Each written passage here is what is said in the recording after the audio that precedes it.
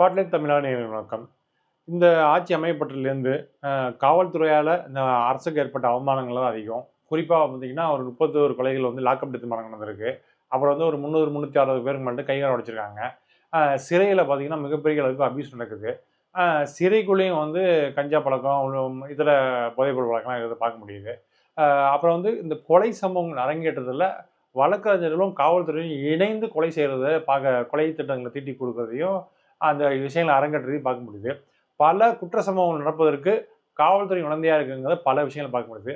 அதையும் தாண்டி அ ஒரு ஒரு குற்றவாளி ஒரு பணம் சம்பந்தப்பட்ட விஷயங்கள்ல அதாவது அ குற்றவாளி குற்றம் சுமத்தப்பட்டா, அவங்க வந்து கடத்தி கொண்டு போய் அடிச்சு, அங்கங்க வச்சு லாட்ஜ் போட்டு அடிச்சு, அவங்கள்ட்ட பணம் பறிக்கிற விஷயங்கள பார்க்க முடியுது. இப்படியான எண்ணற்ற புகார்கள் இருக்கு. அந்த கொரோனா சமயத்தில அதுக்கு பிறகு அந்த ஒரு 2, 3 மாசம் கழிச்சு, ஒரு தொழிலதிபர் இப்படிதான் என்னன்னா, வணிக சமூக தொழிலதிபர் வந்து அடிச்சு பிரைவேட் இடத்துல வச்சு அடிச்சு பணம் பறிச்சிருக்காங்க. அதுக்கு அன்புமணி ராமதாஸும் அறிக்கை விட்டாங்க. அதற்கு பிறகு இது போன்ற பல சம்பவங்கள் இருக்கிறத பார்க்க முடியுது. சவுக்கு சங்கர் கூற்றின்படி மிகப்பெரிய தொழிலதிபர் என்ன பண்ணாங்கன்னா, அவரையும் அடிச்சு கொன்னு கிட்டத்தட்ட 50 கோடி அளவுக்கு வீடெல்லாம் வந்து கைப்பற்றிருக்கிறத பார்க்க முடியுது.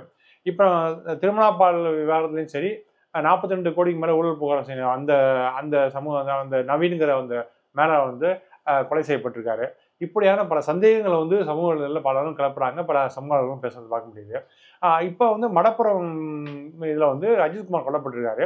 அந்த கொலைக்கு இப்ப பழிவாங்கும் நோக்கத்த தான் அந்த அந்த நிகிதா பண்ணியான விஷயத்த புரிஞ்சுக்க முடியுது. ஆனா, அவங்க மேல விசாரணை வந்து போயிட்டு இருக்கு. ஆனா, காவல்துறை சார்பா சந்தேகப்பட கூட இல்லங்கிறத நம்ம வருத்தமளிக்கும் விஷயமா இருக்கு. இந்த விசாரணைக்கு பின்னாடி கண்டிப்பா வந்து காவல்துறை சார்ந்த முக்கிய உயர் அதிகாரிகள பார்க்க முடியுது.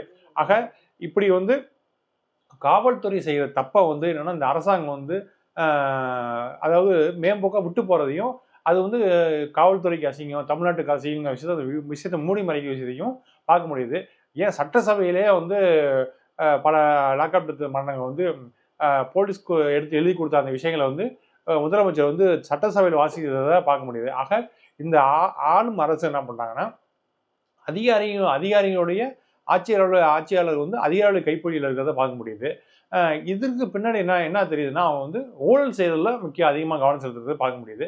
இப்ப ஆட்சி அதிகாரம் நிர்வாகத்த வந்து இவங்கள்ட்ட அதிகாரத்த ஒப்படைச்சுட்டு இவங்க வந்து அவங்க வேலைய மட்டும் பார்க்கிறத பார்க்க முடியுது. கடந்த ஆட்சியில ஏடிஎம்கே வந்து கிட்டத்தட்ட 2,00,000 கோடி ஊழல் பண்ணாங்கன்னு சொல்லி இவங்க வந்து மனு குடுத்தாங்க. இப்ப அண்ணாமலை இவங்கலாம் குடுக்குற ஊழல பார்த்தா திமுக வந்து 1,50,000 கோடிக்கு மேல ஊழல் செய்றத பார்க்க முடியுது. சரி இவ்வளவு ஊழலுக்கு மத்தியில இப்ப வர எலக்ஷன்ல வந்து வர எலக்ஷன் வரப்போகுது. அதுல வந்து என்னன்னா, கிட்டத்தட்ட ஒரு தொகுதிக்கு 30 கோடி ரூபாங்கிற மாரி கிட்டத்தட்ட ஒரு ஒரு ஒரு 10,000 கோடிக்கு மேல செலவு பண்றதுக்கான சூழல் இருக்கு. இது வந்து ஏடிஎம்கே போடணும், டிஎம்கே போடணும் சிலையாம பண்ணுவாங்க. ஆக இப்ப வர வர இருக்கிற இந்த விஜய் வந்து அவ்வளவு செலவழிக்க தேவையில்ல. ஏன்னா, அவருக்கான ஒரு பெரிய வரவேற்பையும் ஒரு இதையும் வந்து திமுகவும், ஏடிஎம்கேவும் ஏற்படுத்தி குடுத்துருக்காங்க. அவர் வந்து என்னன்னா, இந்த மீட்டிங் போற செலவு அப்படிலாம் செலவு ஒரு தொகுதிக்கு 1 கோடி செலவு பண்ணாங்கன்னா, 100 கோடியில வந்து அழகா வந்து எலக்ஷன் வந்து கண்டக்ட் பண்ணிடலாம். கண்டிப்பா அவர் வந்து ஒரு 25லேருந்து 50 தொகுதி ஜெயிக்கிறதற்கு வாய்ப்பு 25 உறுதியா ஜெயிப்பாரு. 50 தொகுதி ஜெயிப்பதற்கான ஒரு சாத்தியக்கூறு இருக்கு சொல்லி பேசப்படுது. நாம் தமிழர் கட்சி ஒரு 5 தொகுதி, இதர வந்து பலர் வந்து என்னன்னா, உதிரியா வந்து ஒரு 10 தொகுதிய வந்து சுயேட்சைகள் வந்து நின்னு ஜெயிக்கிறதுக்காக வாய்ப்புகள் இருக்கு. அந்த சூழ்நிலை தான் போயிட்டு இருக்கு. ஆக திமுகவும், ஏடிஎம்கேவும் கூட்டணி இல்லாம ஆட்சி அமைக்க முடியாது. கண்டிப்பா பாஜக வந்து ஒரு 8லேருந்து 10 தொகுதி ஜெயிப்பதற்கான சாத்தியக்கூறுகள் இருக்கு. இப்படியான பல்வேறு சூழ்நிலையில காவல்துறையை சீர்படுத்துங்கிற ஒரே ஒரு விஷயத்த பண்ணா மட்டும் தான் திமுக வர எலக்ஷன்ல வந்து ஒரு 100 தொகுதி தொட முடியும். குறிப்பா என்ன பண்ணும்னா, இப்ப எப்படி கேம்ப் நடத்துறாங்களோ, அது மாரி காவல்துறையில உள்ள வழக்கு விசாரணைகள் உள்ள அதாவது பொதுவா வந்துன்னா, சொத்து அபகரிப்பு நெறைய மிகப்பெரிய அளவுக்கு இருக்கு. அப்புறம் வந்து வன்முறை அதாவது பாலியல் வன்முறை கேஸ் அதிகமா இருக்கு. இதுல வந்து பலர் வந்து காவல்துறையில ஈடுபடுறத பார்க்க முடியுது. அப்புறம் வந்து கொடுக்கல் வாங்கல் பிரச்சனை, சின்ன தகராறுலாம் வந்துட்டு மிகப்பெரிய பிரச்சனைகள் வந்து என்னன்னா, அது வந்து இருதரப்பு சமூக மோதலாக மாறதுக்கான வாய்ப்பு இருக்கு. ஆக இதே மாரி விஷயங்களுக்கு முக்கியத்துவம் குடுத்து என்ன பண்ணணும், காவல்துறையில பெண்டிங் உள்ள வழக்க வந்து என்னன்னா, ஆ அந்த டிஎஸ்பி அப்புறம் வந்து ஏசி அல்லது இன்ஸ்பெக்டர் தலைமையில ஒரு பெண்டிங்ல கேஸ் எல்லாம் பதிவு பண்ணி எல்லாம் முடிச்சு வைக்கணும். குறிப்பா வந்து அ நீதிமன்றம் சமர்ப்பிக்கப்பட்ட பல்வேறு வழக்குகள் கிட்டத்தட்ட 4,00,000 வழக்குக்கு மேல சார்ஜ் ஷீட் பயன்படாம உரிய ஆவணம் சமர்ப்பிக்கப்படாம இருக்கிறத பார்க்க முடியுது.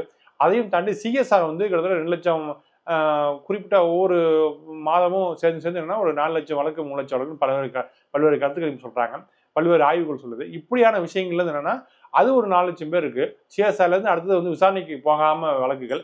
இப்படியான விஷயங்கள்லாம் என்ன பண்ணணும், இதெல்லாம் வந்து ஆய்வுக்கு உட்படுத்தி கண்டிப்பா வந்து எஸ்பி வந்து தன் கண்ட்ரோல்ல இருக்கிற வழக்கெல்லாம் வந்து விசாரணை பண்ணி அடுத்த கட்டத்துக்கு நகர்த்திக்கணும், அந்த விஷயத்த பண்ணணும்.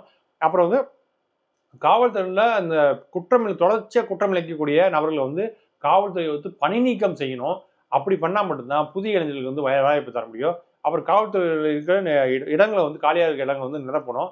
குறிப்பாக வந்து மற்ற ஃபோர்ஸில் வந்து நிறைய காவல்துறை இருக்கு, காவல் பணியாளர்கள் இருக்காங்க. அவங்களுடைய மனித உழைப்பை வந்து பயன்படுத்திக்கணும். குறிப்பாக என்னன்னா டிராஃபிக் ஜாமை வந்து சரி செய்ய வேண்டிய காவல்துறை அதிகாரி என்ன பண்ணுறாங்கன்னா, யாராவது வயசானவங்களோ அல்லது வேற வழி இல்லாமல் வந்து அவசரத்துக்கு ஒய்ஃப் அடிச்சுட்டு போனாங்கன்னா ஹெல்மெட் போடாமல் இருக்குது, அவங்க ₹1000 வரைக்கும் ஃபைன் போடுறாங்க. அவங்களாம் அப்போ நின்றுட்டு அழுவுறதை பார்க்க முடியுது. இதே விஷயம் தவிர்த்து அவங்க வந்து என்ன ஒரு கிட்டத்தட்ட ஒரு செக்அப் பண்ணாலும் ஒரு 8 போலீஸோ அல்லது 4 போலீஸ் நிற்கிறாங்க. என்னன்னு தெரியல. என்னன்னா பங்கு பிரிச்சதுல போட்டியா? ஏன் அப்படி 8 பேர் நிற்கிறாங்க? 2 பேர் பண்ணலாம், 3 பேர் ஆய்வு பண்ணலாம். ஆனால் 8 பேர் 10 பேர் இன்னும் ஆய்வு பண்ணுறது, டிராஃபிக் வளைவுல இன்னும் ஆய்வு பண்ணுறாங்க. இதே மாதிரி இல்லாமல் டிராஃபிக்கை போக்குறதுக்காக அவர்களை பயன்படுத்தணும். அந்த உழைப்பை வந்து அந்த மனித உழைப்பை வந்து பயன்படுத்தணும், மனித உழைப்பை பயன்படுத்தணும் விஷயத்தை கோரிக்கை வைக்கிறேன். குறிப்பாக இந்த ஸ்டாலின் அரசாங்கம் ஒரு கௌரவமான ஒரு இடத்த பிடிக்கணும்னா கண்டிப்பாக காவல்துறை சீர்திருத்தம் பண்ணணும், காவல்துறையில் பெண்டிங் வழக்க முடிக்கணும். குறிப்பாக வந்து நீங்கள் மிகப்பெரிய அளவுக்கு பிரச்சனையாக இருக்கக்கூடிய வாடகை ஒப்பந்தம் விஷயங்கள் இருக்குல்ல, அதில் வந்து என்னென்னா 5 மாதம் வாடகை 10 மாதம் வாடகை வந்து அட்வான்ஸாக கேட்குறாங்க. அப்புறம் ஒரு வீட்டுக்கு கூட பார்க்கிங் வசதி கிடையாது. சாக்கடை வந்து இப்போ போகிறதுக்கான வழி இல்லை. ஒரு சம்மந்தம் இல்லாமல் 4 மணி 3 மணி கட்டிருக்காங்க, 2 வண்டி தான் நிப்பாட முடியும். இப்படியான பல்வேறு பிரச்சனைகள் இருக்குது. அப்புறம் வந்து ஒரு தெருவில் வந்து வாசலில் வந்து ஒரு காம்பவுண்ட் சோடு இருக்குது. அது பக்கத்தில் வந்து வண்டி அவசரத்துக்கு நிப்பாட்டினா என்ன பண்ணுறாங்கன்னா, அவங்க வந்து வண்டியை டேமேஜ் பண்ணுறது இப்படி விஷயம்லாம் இருக்குது. இப்படியான பல்வேறு தகராறுகள் இருக்குது. வாடகை ஒப்பந்தம் அப்புறம் வந்து கமர்ஷியலாக வந்து வாடகை உறவு வந்து அதிகப்படியான வாடகை உறவு பார்க்க முடியுது. தொழில் செய்ய முடியல. தொழில் செய்ய முடியாத பல இளைஞர்கள் வந்து வேலைவாய்ப்பை உருவாக்க முடியாமல், தொழில் செய்ய முடியாமல் கஷ்டப்படுறத பார்க்க முடியுது. இதுக்கு முழுக்க வாடகைங்கிற பிரச்சனை மிகப்பெரிய அளவுக்கு இருக்குது. அப்புறமா பல சிறு தொழில் செய்கிறவங்க ஜூஸ் கடை போடுறாங்க, இளநீர் விற்கிறாங்க. இப்படியான சிறு குறு தொழில் பண்ணக்கூடிய ஆட்களை வந்து காவல்துறை வந்து 200 கொடு, 100 கொடு, 300 கொடுன்னு சொல்லி டார்ச்சர் பண்ணதை பார்க்க முடியுது. இப்போ நகராட்சியில் வந்து டார்ச்சர் பண்ணதை பார்க்க முடியுது. இப்படியான விஷயங்கள் இல்லாமல் அரசாங்கத்துக்கு வேலை கொடுக்க முடியல. ஓகேவா? அது வந்து நீண்ட கால திட்டமா இருக்கு. ஒரு 3 வருஷம் 4 வருஷம் பிடிக்குது. ஒரு 2000 பேர் வேலை கொடுக்குறதில்ல. அது வெளிநாட்டுக்கு போய் ஒப்பந்தம் போட்டு அது வந்து இம்ப்ளிமெண்ட் பண்ணி இடத்த கொடுத்து மின்சார வசதியை கொடுத்து ரோடை போட்டு ஒரு 2000 வேலையை உருவாக்குறது எப்படி? இதே போல சின்ன சின்ன வேலை செய்யறவங்க வந்து டார்ச்சர் பண்றது எப்படி? ஆக ஒரு தொழில் பண்றாங்கன்னா அவங்க வந்து என்னன்னா குறைஞ்சபட்சம் ஒரு 30 ரூபா 40 ரூபாய் சம்பாதிக்க முடியல. அது வந்து அவங்க அது உழைப்பு கிடைக்கிற சம்பளம். அதுல போய் இவங்க வந்து டெய்லி 200 300 பங்கிட்டு போயிருப்பது வந்து யாரும் வந்து நிம்மதியாகவே இல்லை. பெரிய மன உளைச்சல் உள்ளாகிறாங்க. காவல்துறையினரும் நகராட்சியினரும் வந்து மாதிரி அவங்கள்ட்ட வந்து சுரண்டுற போக்கை வந்து பார்க்கணும். ஏன்னா ரவுடிங் வந்து சொல்லிட்டு இருந்தாங்க. இப்போ வந்து காவல்துறையே வந்து லஞ்சம் ஊழல் முறைகேடு அது மாதிரி வாங்குற விஷயங்களை தவிர்க்கணும். குறிப்பாக இன்னொரு விஷயம்னா தண்டல் விடுற விஷயத்தையும் கண்காணிக்கணும். இப்படியான சமூக சீர்வழியும் பல விஷயங்கள் இருக்கு. இது விஷயங்கள்லாம் அரசாங்கம் வந்து கவனம் செலுத்தணுங்கிற விஷயத்தை கோரிக்கை வைக்கிறேன். அடுத்த வீடியோவில் பார்ப்போம். நன்றி, வணக்கம்.